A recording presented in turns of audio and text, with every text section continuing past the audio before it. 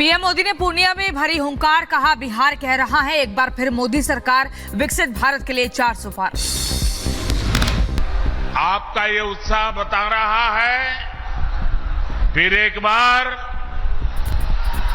फिर एक बार फिर एक बार फिर एक बार आतंकवाद को लेकर के बोले प्रधानमंत्री मोदी, कहा पहले आए दिन भारत पर हमले होते थे, अब नया भारत घर में घुसकर मारता है। जो देश आंख दिखाता था आज भीख मांग रहा है।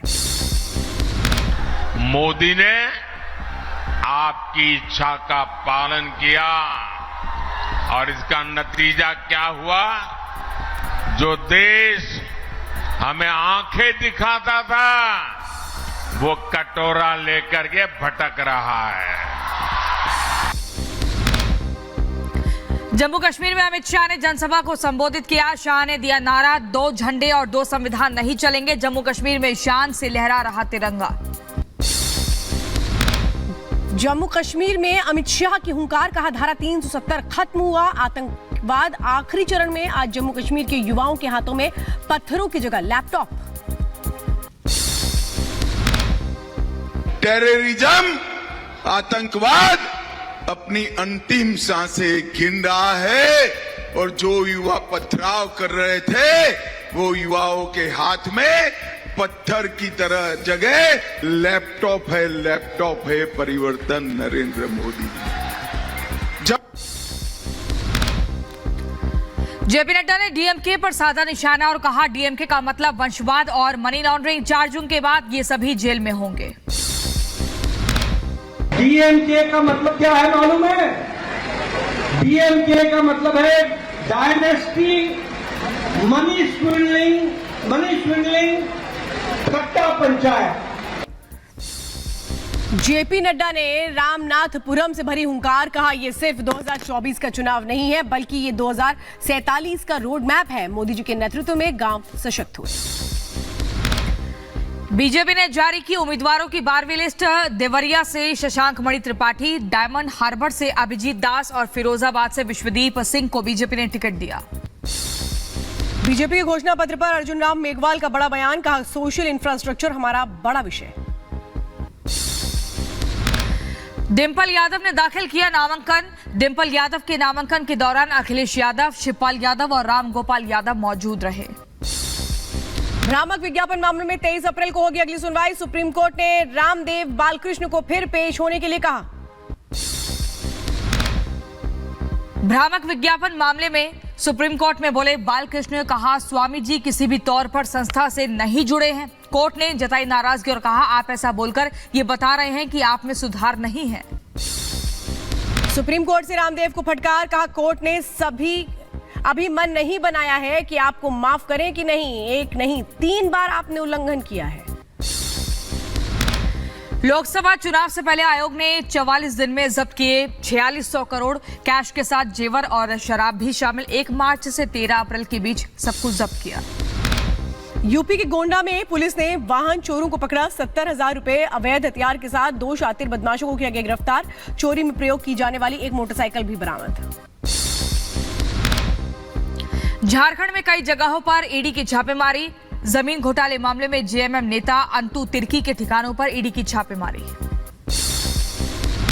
मिजोरम में असम राइफल्स और नारकोटिक्स का एक्शन टीम ने मिलकर बरामद की 35 ग्राम हेरोइन के साथ एक को किया गया गिरफ्तार। जम्मू कश्मीर के मेंढर में अचानक से बाढ़ आई। कल शाम से हो रही भारी बारिश के कारण जल स्तर में अचानक से बढ़ोतरी हुई। बाढ़ में फंसे 4 लोगों को बचाया गया। जम्मू कश्मीर के किश्तवाड़ में पहाड़ से पत्थर गिरने से जम्मू कश्मीर हाईवे बंद। लोगों को परेशानी का सामना करना पड़ रहा है। किसी के हताहत होने की खबर नहीं। जम्मू कश्मीर के रामबन में भारी भूस्खलन, लैंडस्लाइड के कारण जम्मू श्रीनगर नेशनल हाईवे बाधित हुआ। यूपी के रायबरेली में ट्रांसफार्मर में लगी आग। शॉर्ट सर्किट के कारण ट्रांसफार्मर में आग लगी है। बिजली व्यवस्था जिससे बाधित हो गई थी। श्रीनगर में झेलम नदी में पलटी नाव, हादसे में 6 लोगों की मौत हुई। 6 लोगों का रेस्क्यू किया गया। 3 लोग फिलहाल लापता हैं। नाव पर सवार थे 15 लोग।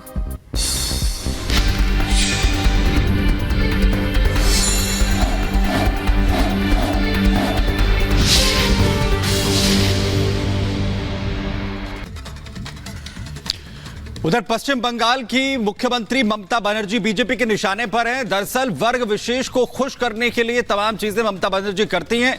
ये कहती हुई बीजेपी जो है वो नजर आ रही है और दूसरी तरफ उनकी तरफ से दिया गया विवादित बयान भी उनकी मुश्किल जो है, ममता बनर्जी की मुश्किल बढ़ाता हुआ नजर आ रहा है। दिखाते हैं आपको।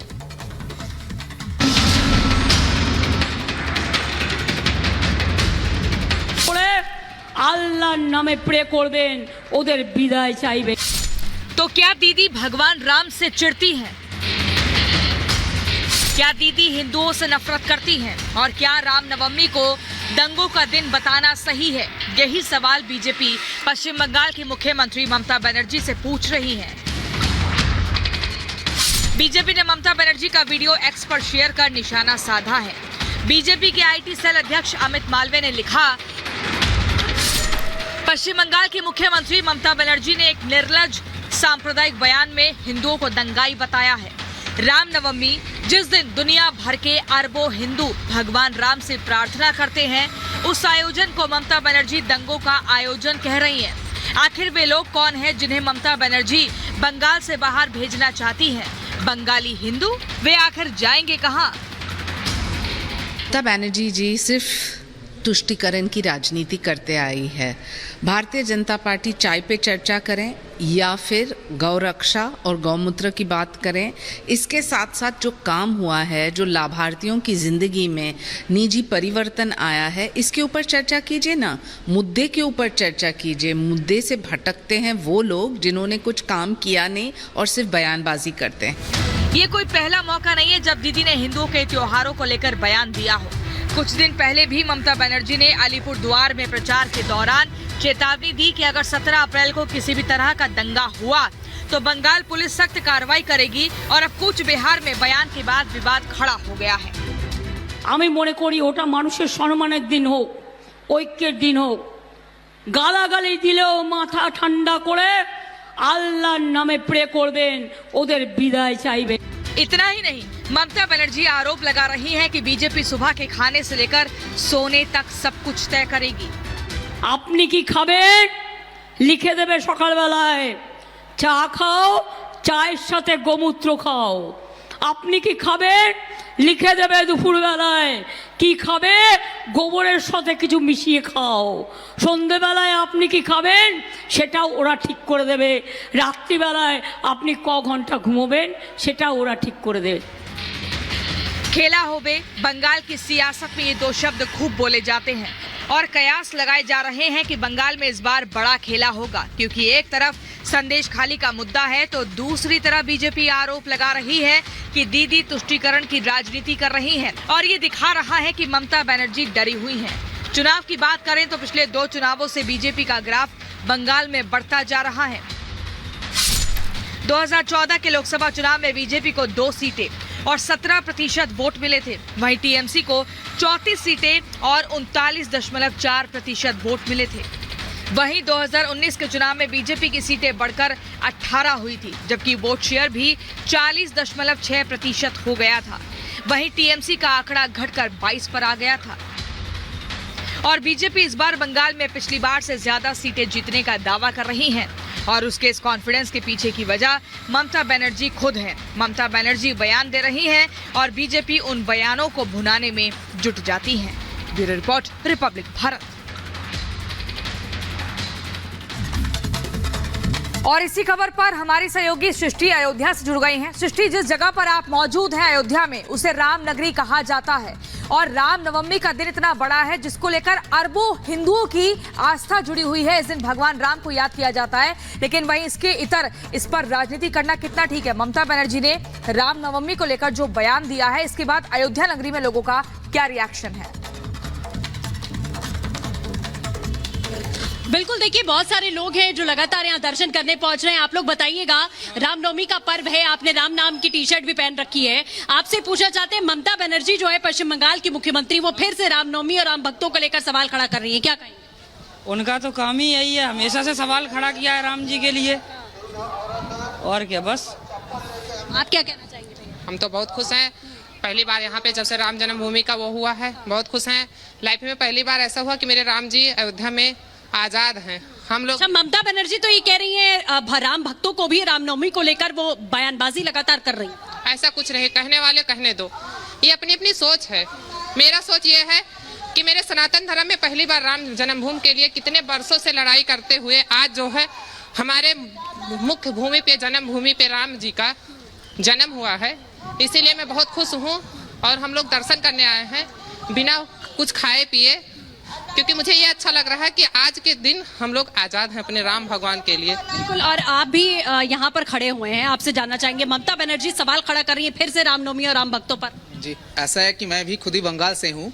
जो वो कर रही हैं इनका सिर्फ पॉलिटिकल एजेंडा है और ऐसा कुछ नहीं। भगवान श्री राम तो सबके हैं, पूरे देश के हैं, वो हर एक जन जन के, एक भारतवासी के हैं। तो हम वो क्या बयान दे रही हैं, कोई क्या बयान दे रहा है, इससे हमें लगता है कि आम जनता को कोई मतलब नहीं रखता। बंगाल से मैंने देखा है कि बहुत सारे श्रद्धालु आते हैं दर्शन करने के लिए, आप खुद बंगाली हैं। ममता बनर्जी को क्या नफरत है रामनवमी से, या फिर ऐसे कोई पर्व मनाने से, या राम जी से क्या दिक्कत क्या है उनको?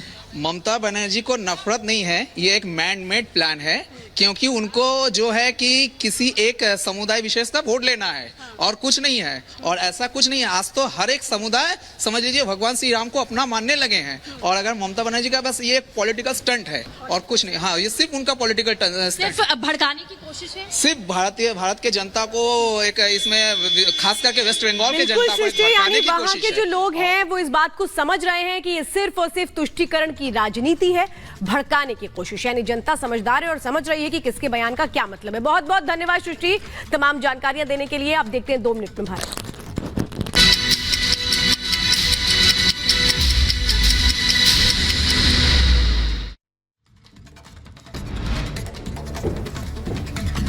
पीएम मोदी ने पूर्णिया में भरी हुंकार, कहा बिहार कह रहा है एक बार फिर मोदी सरकार देश के विकास के लिए 400 पार। पीएम मोदी ने कहा कि 10 साल का काम तो बस ट्रेलर है, जनता का सपना मोदी का संकल्प है। डिंपल यादव ने दाखिल किया नामांकन। डिंपल यादव के नामांकन के दौरान अखिलेश यादव, शिवपाल यादव और राम गोपाल यादव भी मौजूद रहे। बीजेपी नेता प्रत्युष यादव का विपक्ष पर हमला, कहा विपक्ष हताश और निराश है, महंगाई की बात करना इन्हें शोभा नहीं देता। कांग्रेस के मंत्री डी सुधाकर ने वोट के बदले अनुदान का वादा किया है और कहा 70,000 वोटों की बढ़त देने पर सीएम से 25 करोड़ रुपए अनुदान के रूप में स्वीकृत कराऊंगा।